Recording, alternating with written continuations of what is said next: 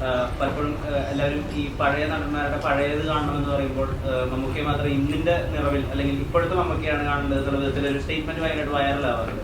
ഈ അടുത്തൊരു national wide ഒരു actors round table, directors round table നടന്ന സമയത്ത് വെട്രിമാരൻ, പാരജിത്ത്, സോയാക്ത് എന്നിവരുൾപ്പെടെ ഇപ്പോൾ കാതൽ അദ്ദേഹത്തിന്റെ സ്വവർഗാനുരാഗിയായിട്ടുള്ള കഥാപാത്രത്തിന്റെ തെരഞ്ഞെടുപ്പിനെ പറ്റി, ബ്രഹ്മയുഗത്തെ പറ്റി, ഇന്ത്യയിലെ ഒരു സൂപ്പർ സ്റ്റാറും ചെയ്യാത്ത രീതിയിലുള്ള തെരഞ്ഞെടുപ്പുകളെ പറ്റിയൊക്കെ വാചാലാവുന്നത് വലിയ ന്യൂസാണ്. അപ്പൊ ഇതിന്റെയൊക്കെ ഒരു തുടക്കം എന്നുള്ള രീതിയിൽ നമുക്ക് ആ വിസിബിലിറ്റി എന്നുള്ള രീതിയിൽ ആദ്യമായിട്ട് വാചകം പറയുന്നത് അമിതാണ് ഈ പുതിയതിനെ പറ്റിയിട്ട്.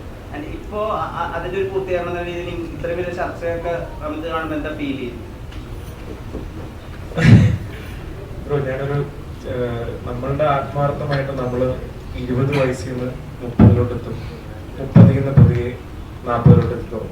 അപ്പൊ നമ്മളുടെ ശരീരത്തിൽ വരുന്ന വ്യത്യാസങ്ങള് വേറെ ആരെക്കാളും നമ്മൾക്കറിയാം. പ്രത്യേകിച്ച് ഇപ്പോൾ ഒരാണായാലും പെണ്ണായാലും ഓരോ വർഷങ്ങൾ കടന്നു പോകുമ്പോഴും നമ്മളിൽ വരുന്ന changes, how better we were കഴിഞ്ഞ ഒരു 5 വർഷം മുമ്പ്, അല്ലെങ്കിൽ നമ്മൾ ഡെയിലി കാണുന്ന നമ്മുടെ അച്ഛനും അമ്മയും അല്ലെങ്കിൽ അങ്കിൾമാരും, ഇവരെല്ലാവരും ഈ 40 കടഞ്ഞ് മുമ്പോട്ട് പോകുന്നതെല്ലാം നമ്മൾ നേരിട്ട് കാണുന്നതാണ്.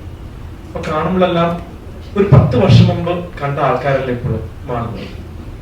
ഇതെല്ലാം നമ്മുടെ മുമ്പിൽ നമ്മൾ കണ്ടുകൊണ്ടിരിക്കുന്ന സമയത്താണ് ഇപ്പോഴത്തെ സിനിമാ നടന്മാരെന്ന് പറയുന്നത്, സിനിമ എന്ന് പറയുന്ന ഒരു ലോകം ഇങ്ങനെ കടന്നു പോകുന്നതാണ്.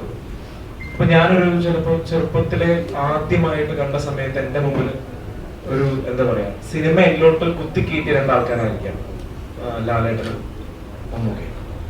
ഇവരന്ന് ഇങ്ങനെ കണ്ടുകൊണ്ട് പോയിക്കൊണ്ടിരുന്നത് പതിയെ ഞാൻ വയസ്സായി തുടങ്ങി. അതായത് എന്റെ കോലം മാറി തുടങ്ങി. ഞാൻ എന്നെ തന്നെ കണ്ണാടിന്റെ മുമ്പിൽ നോക്കുമ്പോഴേക്കും അതായത് നമ്മൾ തന്നെ നമ്മളോട് പ്രായം കൂടി പോകുന്നതിനെ കുറിച്ച് ആ സമയത്താണ് അങ്ങ് അപ്പുറത്ത് സിനിമാ ലോകത്ത് നിൽക്കുന്ന ഒരാൾ, ഈ ഒരാൾ നമ്മളിങ്ങനെ വിസ്മയിപ്പിച്ചുകൊണ്ടിരിക്കുകയാണ്. ഈ ലാസ്റ്റ് വന്നൊരു പോസ്റ്റ് ഉണ്ട്, ഈ അവസാനം വന്നൊരു ഫോട്ടോ. ഈ ഫോട്ടോ കാണുമ്പോൾ ഞാൻ ബെറ്റിംഗ് ഇന്നത്തെ ഏത് ചെറുപ്പക്കാരൻ അല്ലെങ്കിൽ ഏത് യൂത്ത് ആക്ടറിനെ പറ്റും ഇത് കേരളത്തില് നമ്മള് ചെറുപ്പം മുതലേ കണ്ടുകൊണ്ടിരിക്കുന്ന ആൾക്കാരില് ഹീസ് ഡൂയിങ് ദിസ്. പുറത്തുള്ള ആൾക്കാര് ഇപ്പൊ ഒരു രീതിയിലും വേറെ ആരെയും പറയാൻ പറ്റാതെ വന്നപ്പോഴേക്കും പറഞ്ഞേ പറ്റുള്ളൂ അവർക്ക്. കാര്യം ഇനിയും പറഞ്ഞില്ലെങ്കിൽ നമ്മളുടെ ഇത് പറയില്ലേ, കുറെയൊക്കെ നമുക്ക് മലയാളം അല്ലെങ്കിൽ അവന്മാര് അല്ലെങ്കിൽ പുറത്തിരിക്കുന്നവര് ഞാൻ താഴെ കിടക്കുന്ന ബ്ലഡി മദ്രാസി എന്ന് പറഞ്ഞ് വിടുമായിരുന്നു. പക്ഷെ ഇത് ഒരു പരിധി കഴിഞ്ഞും നമ്മളിങ്ങനെ അവര് മറ്റേ കിളവന്മാരെ പോയി അവർക്ക് ഒരു രക്ഷയിൽ ഇനി ക്യാമറയുടെ മുമ്പിൽ വന്നിട്ട് അപ്പുറം ഒരാൾ ഇങ്ങനെ നിന്ന് കാണിക്കണം, കെട്ടിക്കെട്ട് പറഞ്ഞു പോകണം, ഇനി രക്ഷയില്ല പറയാതെ.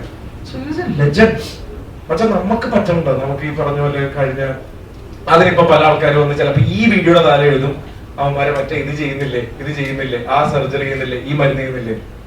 ഇതൊക്കെ പോട്ടെ, ഒരു കുടവയറില്ലാതെ പിടിച്ചേക്കാൻ പറ്റുന്നുണ്ടോ നമ്മളെ സംബന്ധിച്ചോളൂ? പറ്റുന്നില്ല.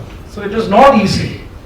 ഇത് നമ്മൾ ഇടാൻ ശ്രമിക്കുന്നത് കൊണ്ടാണ് നമുക്ക് പറ്റാതെ വരുമ്പോഴാണ് അപ്പുറത്ത് ഒരാൾക്ക് പറ്റണമെങ്കിൽ നമ്മൾ ആദ്യം അസൂയായിരിക്കും, ആദ്യം നമ്മൾക്ക് പറയാൻ പറ്റില്ല. പക്ഷെ ഒരു പരിധി പറഞ്ഞു പോകും. കാര്യം അതൊരു ആക്ടറിന്റെ ഡെഡിക്കേഷൻ ആണ്.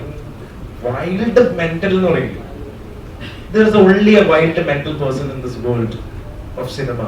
നമുക്ക് തൊട്ടടുത്തറിയാം, that is Mammukka. He's wild mental. വേറെ പറ്റില്ല. ചിലപ്പോ ഇങ്ങനെ കണ്ണാടിക്കൊണ്ടിരിക്കുന്നവർ ഇരിക്കുകയും ചെയ്യും, മറ്റേ വർക്ക് നമ്മളെ വിസ്മയിപ്പിക്കില്ല. ഇത് രണ്ടും his looks as well as his works പറയാം. Excuse me.